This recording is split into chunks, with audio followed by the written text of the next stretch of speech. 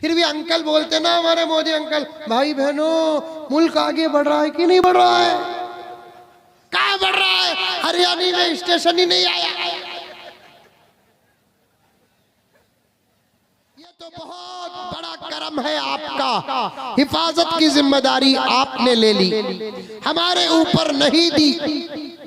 लेकिन हमारी तरफ से एक छोटा सा सवाल है, इलाहल आलमीन, आप इसकी हिफाजत कैसे करेंगे? क्या हमारे दुनिया से पर्दा करने के बाद, गौर से सुनना, बहुत बड़ी रिवायत और बहुत बड़ा पॉइंट बता रहा हूँ। अल्लाह के नबी ने अल्लाह से पूछा, ए अल्लाह, आप इसकी हिफाजत कैसे और कहाँ करेंगे?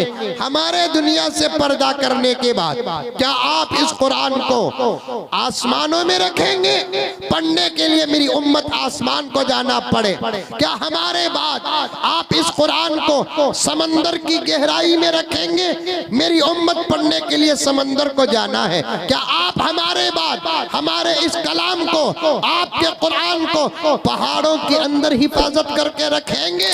अल्लाह ने मेरे नबी के इन बेशुमार सवालात का जवाब क्या प्यारा देते हैं। देखो, अल्लाह फरमाते हैं, ऐ मोहम्मद सल्लल्लाहु अलैहि वसल्लम, आपके बाद ये कुरान जमीन में रहेगा, आपकी उम्मत पढ़ेगी, नमाज में पढ़ेगी, नमाज के बाहर पढ़ेगी, रात में पढ़ेगी, दिन में पढ़ेगी, जलसे में पढ़ेगी, जुलूसों में पढ़ेगी, खुशी में पढ़ेगी, गम में पढ़ेगी। हम कलाम को दुनिया में रखेंगे, आसमान में नहीं रखेंगे, समंदर में नहीं रखेंगे, फरिश्तों के हवाले नहीं करेंगे, पहाड़ों को खोदकर, पहाड़ों को फाड़कर, पहाड़ों को तोड़कर इसकी हिफाजत का इंतजाम नहीं करेंगे।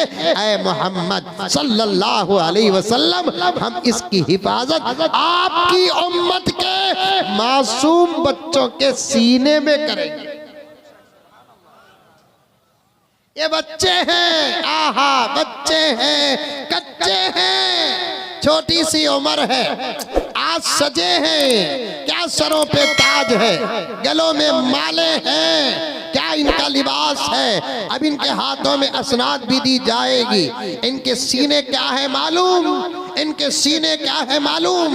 अल्लाहु अकबर। क्या नारे लगाते हो प्यारो, क्या शोर करते हो, क्या शगफ करते हो, क्या हंगामा करते हो? जरा मंजर तो देखो, जरा सूरतें तो देखो, जरा हालत तो देखो, जरा इज्जत तो देखो, जरा एजाज तो देखो। इनसे बड़े नीचे बैठे हैं, ये ऊपर बैठे हैं, इनसे बड़े नीचे बैठे हैं, ये ऊपर बैठे हैं। ये इज्जत किसके बदले में मिली? ये शान किसके बदले में मिली? ये एजाज किसके बदले में मिला?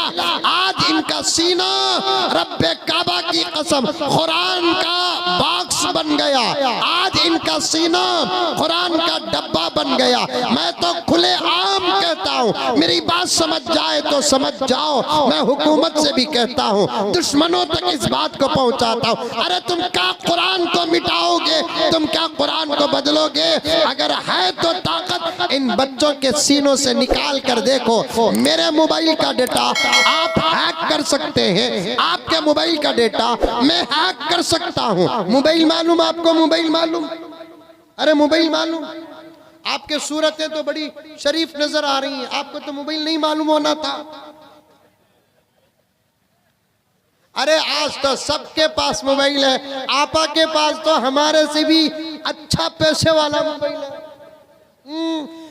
आपा तू कुछ भी कह दे, मुझे जो मौलाना बुलाए हैं उनको कल पकड़ ले और पूछ के उसको क्यों बुलाए, लेकिन मैं बोलकर तो जरूर जाऊंगा। जुमला समझ जाओ, अल्लाह मुझे माफ फरमाए।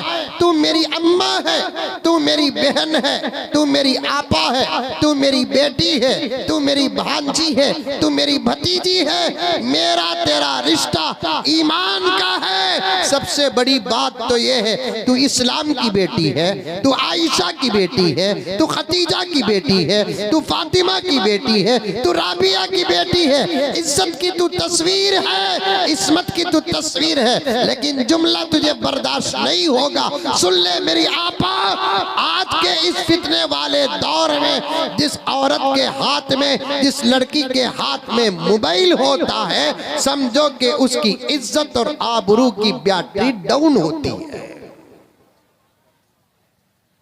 तेरा तकवा मोबाइल उठाने में नहीं, तेरा तकवा मोबाइल के रखने में है। मैंने कई मर्तबा अर्ज कर दिया, उलमाए किराम तशरीफ फरमा है, हजरतुल अल्लाम तशरीफ फरमा है, इंशाअल्लाह मेरी तशरीफ फरमाएंगे।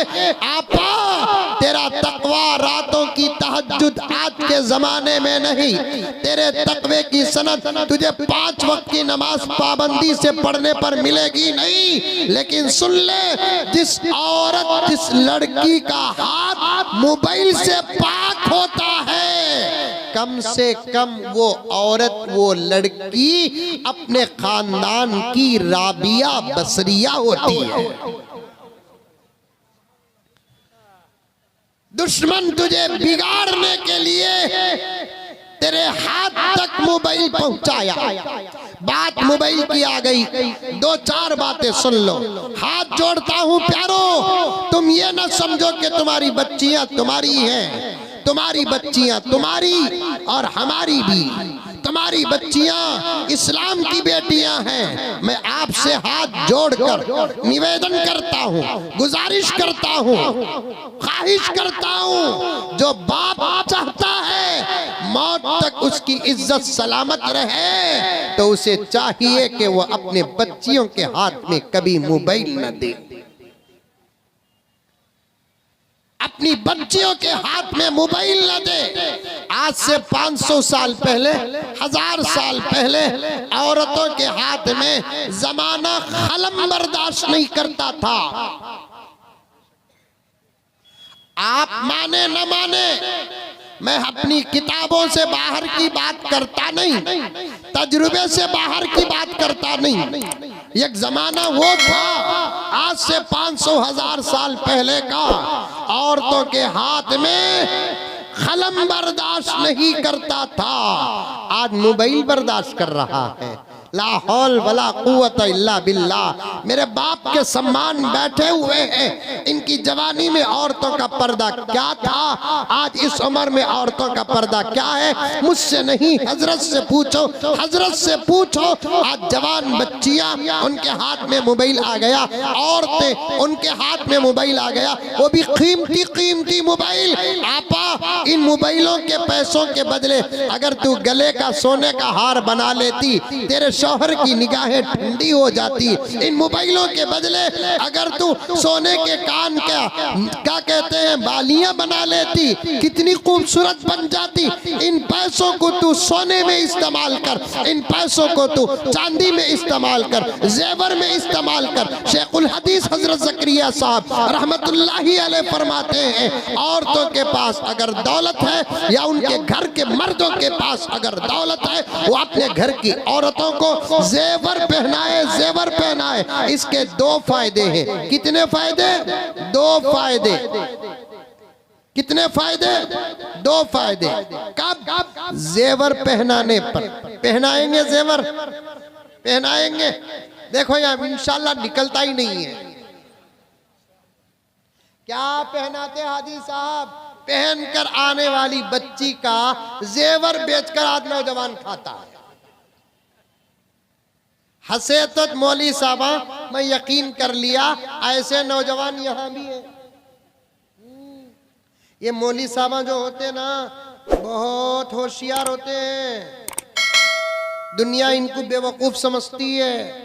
मौली साहब जो भी होते हैं मदरसे में पढ़ने वाले, सारी दुनिया में सबसे ज्यादा अक्लमंद होते हैं, सबसे ज्यादा ज़हीन होते हैं। दुनिया इनको बेवकूफ समझती है, बहुत ज्यादा होशियार होते हैं। इनसे मुकाबला करके, बहस करके आज तक कोई जीता नहीं और आइंदा भी जीतेगा नहीं। एक लतीफा सुनो। ट्रेन मालूम, ट्रेन हरियाणी में है नहीं है? फिर भी अंकल बोलते ना हमारे मोदी अंकल, भाई बहनों मुल्क आगे बढ़ रहा है कि नहीं बढ़ रहा है? कहाँ बढ़ रहा है? हरियाणा में स्टेशन ही नहीं आया। अभी मैं हमारे एक दोस्त के मदरसे को, इस मदरसे से निकलकर उस मदरसे को जाकर आया, रास्ता ऐसा था मैं बार बार सफर की दुआ नहीं कलीमा पढ़ रहा था। फिर भी हमारे अंकल बोलते, हमारे नहीं तुम्हारे अंकल बोलते, भाई बहनों मुल्क आगे बढ़ रहा है कि नहीं बढ़ रहा है? अंकल को इन इलाकों में लेकर आना, दिखाना हमारे मुल्क को तुमने क्या करके रख दिया है। अगर हिंदू मुसलमान को न लड़ाते हर रास्ता हाईवे बन जाता। हिंदू मुसलमान को न लड़ाते हर रास्ता हाईवे बन जाता।